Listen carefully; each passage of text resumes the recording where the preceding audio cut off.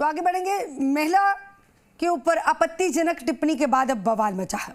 बयान के बाद आज सुबह 11 बजे कलेक्ट्रेट सर्किल पर यूथ कांग्रेस का विरोध प्रदर्शन है, लेकिन उससे पहले ही बीजेपी प्रदेशाध्यक्ष शीश पूनिया ने काली दुल्हन वाले बयान पर विनम्रता के साथ माफी मांग ली है। पूनिया ने क्या कहा? उन्होंने कहा है कि वो आमतौर पर ऐसे शब्द इस्तेमाल नहीं करते हैं, लेकिन अगर किसी को ठेस पहुंचती है तो विनम्रता से वो शांति के साथ वो क्षमा चाहते हैं।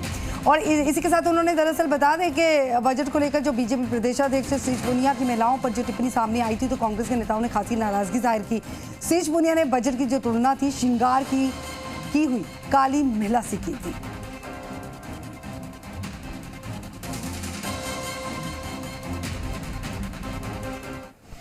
कल राज्य का बजट पेश हुआ और उस बजट पर मैं पार्टी का पक्ष रख रहा था, और पक्ष रखते रखते अनायास उसमें कुछ शब्द निकले। हो सकता है उन शब्दों से किसी को बुरा लगा हो, भावनाएं आहत हुई हों।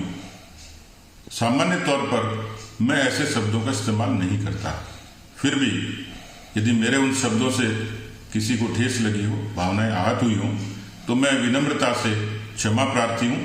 धन्यवाद।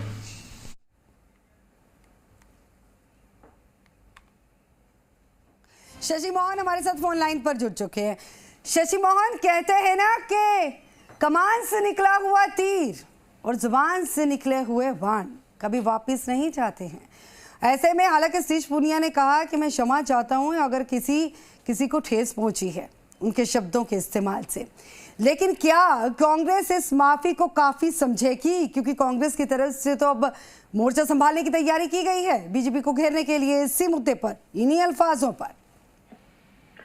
गगन, देखिए, बड़प्पन इसी में होता है कि कोई अगर किसी से गलती हुई है तो उस गलती को माने और उसमें माफी मांग ली जाए, क्योंकि माफी मांगने के बाद सुधार की गुंजाइश रहती है। और अगर आप माफी नहीं मांगते हैं, अपनी गलती भी नहीं मानते हैं, तो उसे आपकी हठधर्मिता, आपकी एडामेंसी कहा जाएगा, यानी आप ना सुधरना चाहते हैं, ना सुधार की गुंजाइश दिखती है। बहरहाल बीजेपी प्रदेश अध्यक्ष शीश पूनिया ने इस मामले में माफी मांग ली है, लिहाजा बीजेपी की तरफ से तो इस मामले को खत्म समझा जाना चाहिए, लेकिन राजनीति में जो बयान दिए जाते हैं उनकी गूंज लंबे समय तक रहती है। ऐसे में लगता नहीं है कि सतीश पूनिया को कांग्रेस इतने आसानी से और हल्के में छोड़ देगी।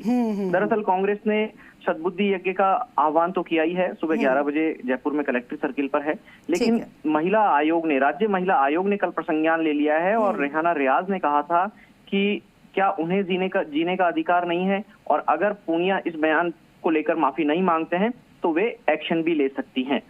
इसके साथ में कल देर रात कांग्रेस के वरिष्ठ नेताओं ने, कांग्रेस के केंद्रीय पदाधिकारियों ने और महिला कांग्रेस की राष्ट्रीय अध्यक्ष ने भी इस बयान पर प्रतिक्रिया दी थी। देश में अलग अलग राज्यों में चुनाव का माहौल चल रहा है। उत्तर प्रदेश बीजेपी के लिए महत्वपूर्ण राज्य है। कांग्रेस के जो सचिव हैं, एआईसीसी के सचिव धीरज गुर्जर, पूर्व विधायक भी हैं राजस्थान में जहाजपुर सीट से, उन्होंने भी इसको ट्वीट किया था। और उसके बाद लग रहा था कि लखनऊ में उत्तर प्रदेश के चुनाव में काली दुल्हन के विवाद की लैंडिंग हो सकती है, और उसी को देखते हुए बीजेपी सतर्क हो गई। ठीक है शशि मोहन, कांग्रेस की तरफ से घेरने की पूरी तैयारी है और कांग्रेस से किस लिहाज से इस पूरे मुद्दे को, इन अल्फाजों को लेगी, अब ये भी देखना होगा। फिलहाल तक की जानकारी के लिए शुक्रिया।